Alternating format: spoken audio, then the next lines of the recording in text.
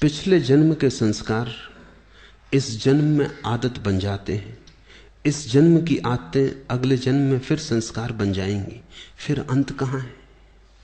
अंत है इस बात में, इस सत्य को जान लेने में कि तुम संस्कार नहीं हो, तुम आदत नहीं हो। अंत है इस सत्य के प्रति जाग जाने में कि तुम पृथक हो। अंत है होश में, अंत है साक्षी भाव में। निश्चित ही तुमने कल भी क्रोध किया था, परसों भी क्रोध किया था, आदत बन गई। आज किसी ने जरा सा उकसा दिया, अंगारा तो था ही भीतर, रोज रोज संभाला था, हो गई। राख भी जमी थी तो बस ऊपर जरा सी परत थी, किसी ने फूंक मार दी, परत झड़ गई, अंगारा बाहर आ गया, तुम क्रोध से भर गए। आज तुम क्रोध करोगे, कल के लिए फिर और तैयारी हो गई। ऐसे रोज रोज तुम अभ्यास बनाते जाओगे, संस्कार गहन होता जाएगा। और जितना संस्कार गहन हो जाएगा उतने ही तुम यंत्रवत हो जाओगे। कोई भी तुम्हारी बटन दबा दे तो क्रोध करवा दे, कोई भी तुम्हारी बटन दबा दे तो तुम प्रसन्न हो जाओ। कोई भी झुक के नमस्कार कर ले, तुम्हारी प्रशंसा कर दे तो तुम गदगद। कोई जरा गाली दे दे तो तुम जार जार। तुम यंत्रवत हो जाओगे और बटने लोगों को पता हो जाती। सबको पता है एक दूसरे की बटने, कहां से दबा दो कि सब ठीक हो जाता है, कहां से दबा दो कि सब गड़बड़ हो जाता है।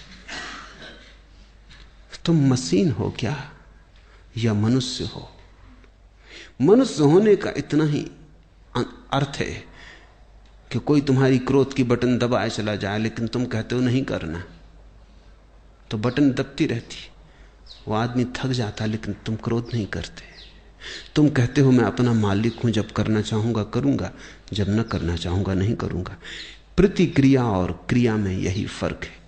प्रतिक्रिया में दूसरा मालिक है, तुम नहीं, और क्रिया में तुम मालिक हो, दूसरा नहीं। और बड़े मजे की बात है, प्रतिक्रिया बांधती है, क्रिया मुक्त करती है। जो अपने कर्म का मालिक है उसके कर्म का कोई संस्कार नहीं बनता, और जो अपने कर्म का मालिक नहीं है, जो प्रतिकर्म करता है, रिएक्ट होता है सिर्फ, उस आदमी के जीवन में बंधन बनते चले जाते हैं। रोज रोज जाल मजबूत होता चला जाता है। आखिर में तुम पाते हो तुम तो बचे ही नहीं, आदतों का एक ढेर, मुर्दा ढेर, जिसमें से जीवन कभी का उड़ चुका। पक्षी तो जा चुका है जीवन का बहुत पहले, कटघरा छूट गया है, पिंजड़ा छूट गया है। जागो इसके पहले कि देर हो जाए, और आदतों से मुक्त होना शुरू करो। मैं तुमसे ये नहीं कह रहा कि बुरी आदतों से मुक्त हो जाओ और भली आदतें बना लो। तुम्हारे महात्मागण तुमसे यही कह रहे हैं। वो तुमसे कहते हैं बुरी आदतें छोड़ो, अच्छी बनाओ। मैं तुमसे कहता हूं आदत छोड़ो। बुरी और अच्छी आदत से कोई फर्क नहीं पड़ता। लोहे का हो पिंजड़ा की सोने का, क्या फर्क पड़ता है? एक आदमी को सिगरेट पीने की आदत है, सारी दुनिया बुरी कहती। दूसरे को माला फेरने की आदत है, सारी दुनिया अच्छा कहती। जो सिगरेट पीता है वो अगर न पिए तो मुसीबत मालूम होती, जो माला फेरता अगर न फेरने दो तो मुसीबत मालूम होती। दोनों गुलाम हैं। एक को उठते ही से सिगरेट चाहिए, दूसरे को उठते ही से माला चाहिए। माला वाले को माला न मिले तो माला की तलफ लगती, सिगरेट वाले को सिगरेट न मिले तो सिगरेट की तलफ लगती। ऐसे बुनियाद में बहुत फासला नहीं है। सिगरेट भी एक तरह का माला फेरना है। धुआं भीतर ले गए, बाहर ले गए, भीतर ले गए, बाहर ले, मन के फिरा रहे हैं, बाहर भीतर। धुएं की माला है, जरा सूक्ष्म है। कोई अपना कंकड़ पत्थर की फेर रहा है, जरा स्थूल है। असली सवाल आदत से मुक्त होने का है। मैंने ये नहीं कह रहा हूं कि माला मत फेरो, मैं ये भी नहीं कह रहा हूं कि सिगरेट पियो। मैं ये कह रहा हूं कि तुम मालिक रहो। कोई आदत ऐसी ना हो जाए कि मालिक बन जाए। कोई आदत, मंदिर जाने की आदत भी मालिक ना हो जाए, ध्यान करने की आदत भी मालिक ना हो जाए। मालिक तुम ही रहो। मालकियत बचा के आदत का उपयोग कर लेना, यही साधना है। मालकियत खो दी और आदत सवार हो गई तो तुम यंत्रवत हो गए, तब तुम्हारा जीवन मूर्छित है। ऐसे लोग हैं जो मेरे पास आके कहते हैं कि अगर पूजा ना करें रोज तो बेचैनी लगती। वो सोचते हैं कि बड़ी धार्मिक घटना घट गई उनके जीवन। मैं उनसे पूछता हूं पूजा करने से कुछ आनंद मिलता है? वो कहते हैं आनंद तो कुछ नहीं मिलता, लेकिन ना करें तो बेचैनी लगती। यही तो सिगरेट पीने वाला कहता है। वो कहता है कि उससे पूछो कुछ आनंद मिलता? वो कहता है आनंद क्या रखा है, आनंद तो कुछ नहीं मिलता, कभी कभी खांसी जरूर आती, आनंद तो कुछ भी नहीं मिलता। लेकिन ना पियो तो बेचैनी मालूम होती। इसे तुम थोड़ा सोचो। इसी को मैं यंत्र हो जाना कहता हूं कि जिससे कुछ भी नहीं मिलता है, उससे भी न करने पर बेचैनी मालूम होती। उपलब्ध कुछ भी नहीं होता है, पाने को कुछ भी नहीं है, लेकिन छोड़ने में मुसीबत है, क्योंकि आदत ने पकड़ा है। अब आदत इतना ही कर सकती है, करो तो कुछ ना मिले, ना करो तो कुछ खोता मालूम पड़े। अब ये बड़े मजे की बात है, जिस चीज को करने से कुछ नहीं मिलता उसको ना करने से खोएगा कैसे? कुछ खोता नहीं, सिर्फ पुरानी आदत, पुरानी लकीरों पर न चलने से अड़चन मालूम होती। मैं एक बहुत बड़े वकील को जानता था।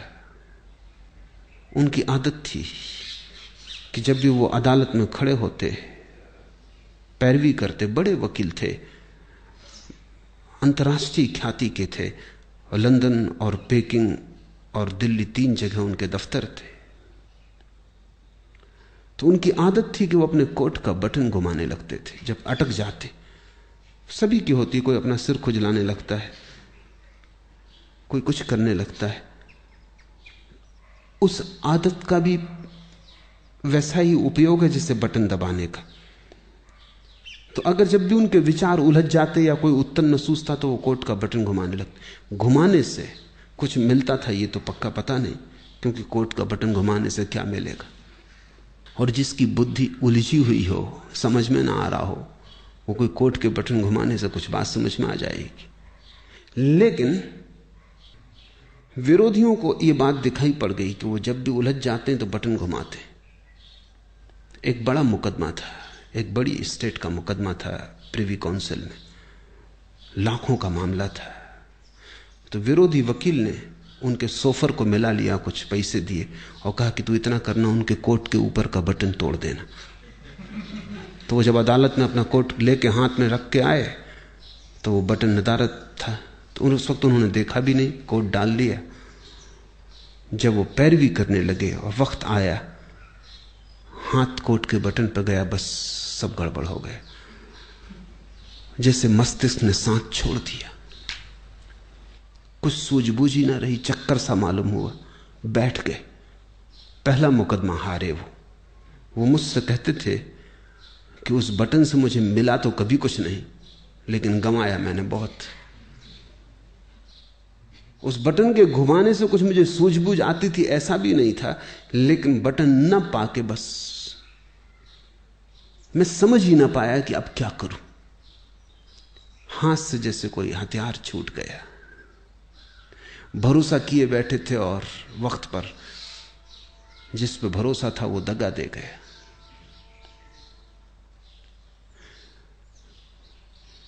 जिनको तुम आदतें कहते हो, बुरी हो या भली, इससे कोई भेद नहीं पड़ता।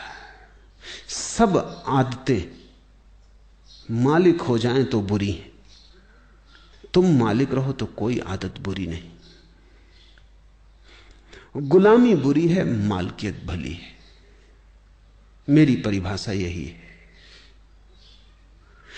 संस्कार बन रहे हैं प्रतिपल, आदतें निर्मित हो रही हैं। तुम जरा दूर खड़े रहो, तुम अपनी मालकियत मत खो। निश्चित जीवन में आदतों की जरूरत है। अगर आदतें न हो तो जीवन बहुत कठिन हो जाएगा। आदतें जीवन को सुगम बनाती। तुम टाइपिंग सीखते हो या कार चलाना सीखते हो, अगर आदत न बने और रोज रोज फिर वहीं खड़े हो जाओ जहां पहले दिन खड़े हुए थे, फिर देखने लगो कि अब टाइप करने का फिर मौका आया, फिर सीखो, या कार चलाने का फिर नौबत आ गई, अब फिर से सीखो, तो जिंदगी बहुत असंभव हो जाए। तुम कार चलाना एक बार सीख लेते हो, आदत बन गई, फिर हाथ ही काम किए चले जाते हैं, फिर तुम्हें ध्यान भी देने की जरूरत नहीं होती। ठीक ठीक ड्राइवर गीत भी गुनगुना लेता है, बात भी कर लेता है, रेडियो भी सुन लेता है, और कुछ तो ड्राइवर ऐसे हैं कि झपकी भी ले लेते और गाड़ी चलती रहती। जीवन में आदत की जरूरत है, बस ध्यान इतना ही रखना जरूरी है कि आदत मालिक ना हो जाए। मालिक तुम बने रहो तो संसार में कुछ भी बुरा नहीं, स्वामित्व तुम्हारा हो तो संसार में सभी कुछ अच्छा है। स्वामित्व खो जाए, तुम गुलाम हो जाओ, तो वो गुलामी चाहे कितनी ही कीमती हो खतरनाक है। हीरे जवाहरात लगे हों सींचों पर, जंजीरों पर, तो भी उनको आभूषण मत समझ लेना, वो खतरनाक है, वो महंगा सौदा है। अपने को गंवा के इस जगत में कमाने जैसा कुछ भी नहीं। हाँ, अपने को बचा के जितना खेल खेलना हो खेल ले सकते हो। जब परमात्मा ही लीला कर रहा है तो तुम क्यों परेशान हो? लेकिन परमात्मा मालिक है, और जब तुम भी अपनी आत्माओं और संस्कारों के मालिक हो जाओगे तो तुम भी अपने छोटे से संसार में परमात्मा हो जाते हो। बुद्ध ने इसी को होश कहा है कि सब करना लेकिन होश पूर्वक करना। कदम भी उठाना तो होश पूर्वक उठाना, उठना बैठना लेटना होश पूर्वक। कोई भी चीज बेहोशी में मत करना।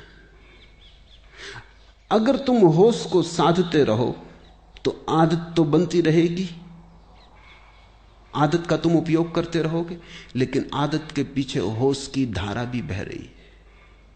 चैतन्य का दिया भी जल रहा है, वो भी निर्मित हो रहा है, उसकी भी सघनता बढ़ रही, उसका भी प्रकाश गहन होता जा रहा है। जीवन में सिर्फ आदतें ही आदतें रह जाएं तो आत्मा खो जाती है। आदतों के पीछे तुम भी रहो अलग पृथक, और इतनी तुम में मालकियत हो कि किसी आदत को अगर तुम छोड़ना चाहो तो इसी क्षण छोड़ दो, लौट के दोबारा सोचने की जरूरत भी ना पड़े। मैंने सुना है कि जब पहली दफा उत्तर ध्रुव पर यात्री पहुंचे तो वो एक बड़ी मुसीबत में पड़े। 3 महीने का भोजन था, वो चुक गया, और कोई 15-20 दिन उन्हें भूखे उपवास में गुजारने पड़े। कभी मछली पकड़ लेते तो ठीक, कभी ना पकड़ पाते तो मुश्किल। जहाज उलझ गया, बर्फ में फंस गया। लेकिन उन यात्रियों का जो कैप्टन था, उसको सबसे ज्यादा जो मुसीबत आई वो भोजन की नहीं थी। लोग बिना भोजन के रहने को तैयार थे, यात्रियों का दल। सिगरेट की सबसे ज्यादा मुसीबत खड़ी हुई, सिगरेट खत्म हो गई तो लोगों ने जहाज की रस्सियां काट काट के पीना शुरू कर दी। कैप्टन घबराया, उसने कहा अगर 20 दिन ये सिलसिला रहा तो फिर हम कभी वापस ना पहुंच पाएंगे। तुम रस्सियां ही काटे डाल रहे तो ये जहाज आगे कैसे बढ़ेगा, ये पाल गिर जाएंगे। मगर लोग इतने दीवाने सिगरेट पीने के लिए कि कैप्टन करे भी क्या। एक आदमी, बाकी सब सिगरेट पीने वाले, उनका करो भी क्या। वो रात को चोरी से काट लें, इधर उधर से काट लें। जब ये जहाज लौट के किसी तरह आया और इसकी अखबारों में खबर छपी तो एक आदमी ने अमेरिका में ये अखबार पढ़ते वक्त अपनी सिगरेट भी पी रहा था, अखबार भी पढ़ रहा था। उसे अचानक ये बात अजीब सी लगी कि लोग गंदी रस्सियां काट काट के पी गए। वो भी चेन स्मोकर था। उसने सोचा, हाथ में सिगरेट थी, उसने सोचा कि क्या यही गति मेरी होती है अगर मैं भी उनके साथ होता? क्या मैं भी रस्सियां काट के पी जाता? एक क्षण उसे ख्याल आया, उसने सिगरेट एस्ट्रे पर रख दी और उसने कहा अब इसको तभी उठाऊंगा जब मेरी ऐसी दशा आ जाए कि मुझे लगे अब मैं गंदी रस्सियां भी पी सकता हूं, नहीं तो नहीं उठाऊंगा। 20 साल बीत गए, वो सिगरेट अपनी टेबल पर ही रखे रहा। लोग उससे पूछते भी कि आधी जली सिगरेट यहां क्यों रखी। वो कहती कि इसको मुझे उठाना है किसी दिन, लेकिन उसी दिन उठाऊंगा जिस दिन मेरी पीड़ा ऐसी हो जाएगी कि आदत बड़ी और मैं छोटा हो जाऊंगा। लेकिन मैं प्रतीक्षा कर रहा हूं, वो घड़ी आती नहीं। 20 साल बीत गए, मैंने 20 साल से सिगरेट नहीं पी है और याद भी नहीं आई है। मैं याद करने की कोशिश कर रहा हूं कि कभी भी आ जाए, क्योंकि मैं जानना चाहता हूं किस मुसीबत में जहाज के लोगों को रस्सियां पीनी पड़ेंगी। लेकिन वो कभी ना आई। उसने अपना संस्मरण लिखा, मैं संस्मरण पढ़ रहा था।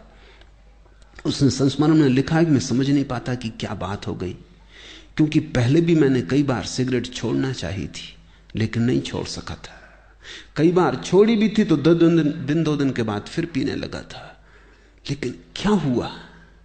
अब तो मैं छोड़ा भी नहीं था, सिर्फ प्रतीक्षा कर रहा हूं कि जब भी आदत पकड़ लेगी और झकझोर डालेगी तो पीऊंगा। लेकिन मैं सिर्फ ये जानना चाहता हूं कि मैं भी उस जहाज में अगर होता तो क्या मैंने रस्सियां पी होती। 20 साल से आदत आई नहीं।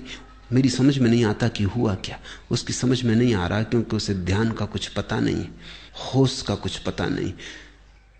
इसने छोड़ी नहीं है सिगरेट, छूट गई होश के कारण, क्योंकि वो एक ही होश साधे हुए है कि जब इतने जोर से तलफ पकड़ेगी कि मैं रस्सियां पी लेता तभी पीऊंगा। लेकिन उस होश के कारण तलफ नहीं पकड़ती। होश हो तो तलफ पकड़ती ही नहीं।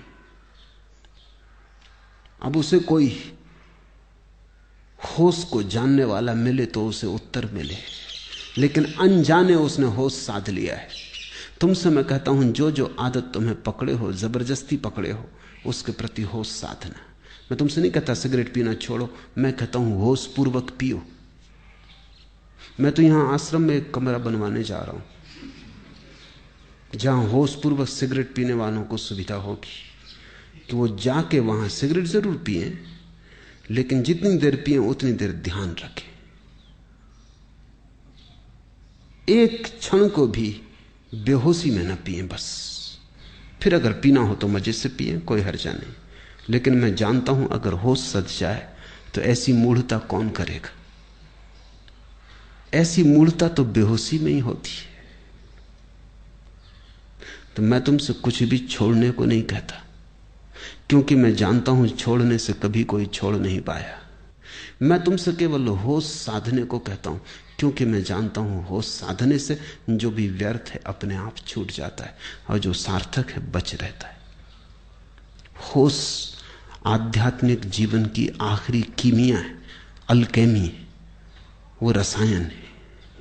उसके अतिरिक्त सब विस्तार की बातें हैं। आज इतना ही।